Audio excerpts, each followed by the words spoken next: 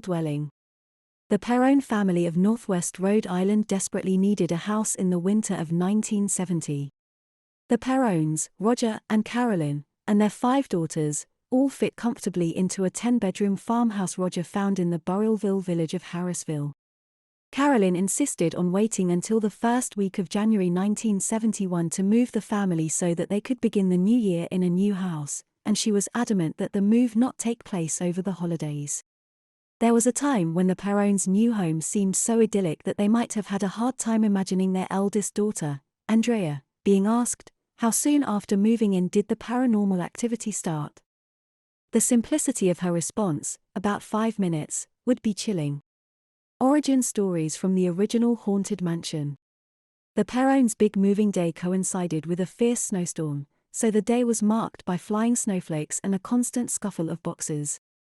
Amidst all the commotion, the former owner, Mr. Kenyon, was packing up his final belongings and walking out of the house while another man stood there looking stiffly on.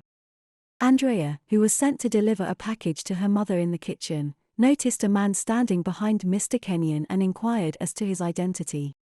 Carlin kindly told her daughter that she was imagining things because no one was in the area with Mr. Kenyon. Her other sisters and brothers followed suit, carrying boxes and looking gloomy as they entered the kitchen: Nancy, Christine, Cindy, and April. They gave the meek explanation that the man in the living room with Mr. Kenyon just disappeared. When asked what was wrong, the children's paranormal experiences didn't end during the day, now they were also happening at night. One of the youngest girls, Cindy, had the most terrifying experience. The first week she was there, she kept waking up to the sound of whispers. She ran down the hall to her sister Andrea's room, where it was dark, and asked if she could spend the night. When asked what was going on, Cindy said that she overheard people whispering all around her room, and that the silence made her feel unsafe. Andrea made her feel at ease enough to reveal that rumors circulated around the city all said the same thing: 7 dead soldiers were buried within the city walls. The paranormal activity in their home was growing, and Roger and Carolyn were gradually becoming aware of it. There was now a new, more playful form of broom activity, and Carolyn was the target. She frequently heard the powerful sweeping sound of broom bristles against the tile kitchen floor while she was cleaning the adjacent rooms. She'd go to the kitchen to find the broom leaning against the wall but nobody there. As soon as Carolyn heard the noise, she'd vanish to investigate, only to find the broom on the opposite side of the kitchen. When Roger's daughters started talking more and more about seeing ghosts, he knew he had to investigate the property's history. The house was built in 1736, 40 years before the Revolutionary War, making it an authentic example of colonial architecture. In spite of being owned by 8 generations of the same family over several decades, the house had a clean death and occult history. After the Perrones finally snapped in 1973, they called in husband and wife paranormal investigator team Ed and Lorraine Warren for assistance. It has been said that Lorraine, a self-proclaimed clairvoyant, connected the name Bathsheba to the paranormal occurrences. The Conjuring House's haunted resident, although she never actually lived there, a local woman named Bathsheba Sherman gained a sinister reputation in the mid-1800s. There are reports that her newborn was found dead with a sewing needle inserted into his or her brain. Despite extensive questioning by police due to the ritualistic nature and morbidity of the infanticide, she was never arrested. Obviously, the rumors surrounding her missing child had a negative effect on her reputation. The actual cause of the baby's death was never determined. However, Lorraine kept having visions of this particular name. The demonic appearance of a woman in blackened clothing, with a foul odor, sharp jagged teeth, and her head cruelly twisted off to the side of her neck, was added to this scenario, as it had appeared frequently to the Perrone children. Long have some believers in the paranormal held that the ghastly figure seen by the Perrone children was actually Bathsheba Sherman.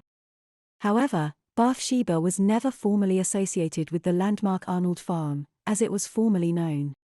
Ed and Lorraine Warren invited a Catholic priest to come bless their home and, more specifically, their daughter Carolyn. She started speaking and dressing like it was the turn of the century. Her parents didn't think she was possessed, but oppressed, which can be a precursor to possession. The goal is to emotionally and physically devastate a person in order to control them and take possession of them. History of a favorable occurrence. According to the legend, the blessing was pointless because it quickly evolved into a scene in which religious provocation was used to summon whatever demonic entity lurked in the house so that it could be defeated and banished from the material world and sent back to the abyss in hell. It didn't take long for whoever or whatever entered the dining room during this scene to have malicious intent. It zeroed in on Carolyn in particular, and in a matter of minutes, she was possessed, speaking in an alien tongue while her eyes rolled maliciously. Her body suddenly levitated a few inches off the ground, bent in half, and was hurled into the adjacent parlor, a distance of about 20 feet. Whatever was in her briefly left when she was cared for, and it began targeting the spirits in the house. The spirits that the Perron daughters claimed to have seen and heard during the scenes were actually subdued by the powerful entity that manifested during the scenes. The conjuring house's evil spirits. There was hardly any activity in the house for the next 12 months after the scenes. Then, late one night, Andrea, the eldest child, found her mother babbling in the living room about an unbelievable sight she had witnessed. When Carolyn entered the dining room, she found a large group of people dressed in late 18th century garb gathered around the table. They ate with a tinge of tension in the air, but otherwise normal behavior, until one man at the table started staring at Carolyn and nudging the others to point at her. They looked completely taken aback, and then they disappeared. Carolyn learned one of the most mysterious facts about this current haunting, that their house was wedged on top of a mystical gateway. She thinks she saw the family in the afterlife as a spirit and that they saw her as a spirit. With this newfound information, Carolyn and her family slowly started to put their lives back together. People have always been curious, but the Perron family was stuck in their house for almost 10 years before they saved up enough money to move to a new farmhouse in Georgia. A little over a year after her move, Lorraine Warren contacted Carolyn Perron to discuss writing a book detailing her experiences with paranormal activity in her home in an effort to warn others.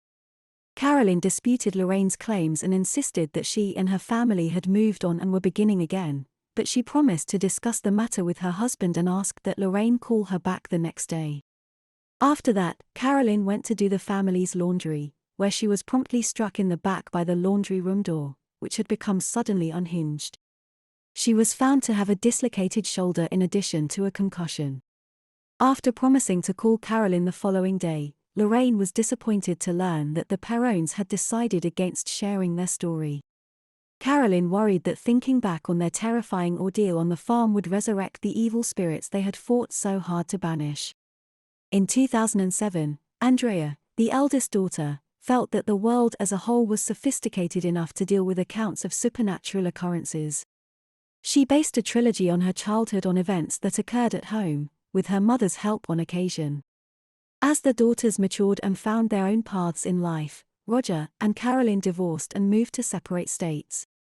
When it comes to the house, how about that?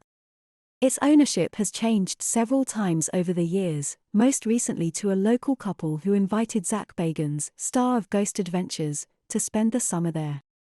Bagans felt like something was drawing the life out of me, my body wasn't functioning right and it took 3 weeks to recover, prompting him to leave the house. Evil spirit. Disembodied spirits lingering on some kind of ethereal spiritual plane. Some sort of supernatural connection to the time portal home. There's no doubt that the Conjuring House has joined such American classics as the Amityville Horror House, The Haunting in Connecticut, and The Entity House in the annals of domestic haunting lore. The real house of trickery must beware. You can visit the real-life inspiration for The Conjuring at 1677 Round Top Road, Burrillville, Rhode Island 02830. The Old Brook Farm, on which the house is located, was established in the early 18th century and originally comprised 200 acres.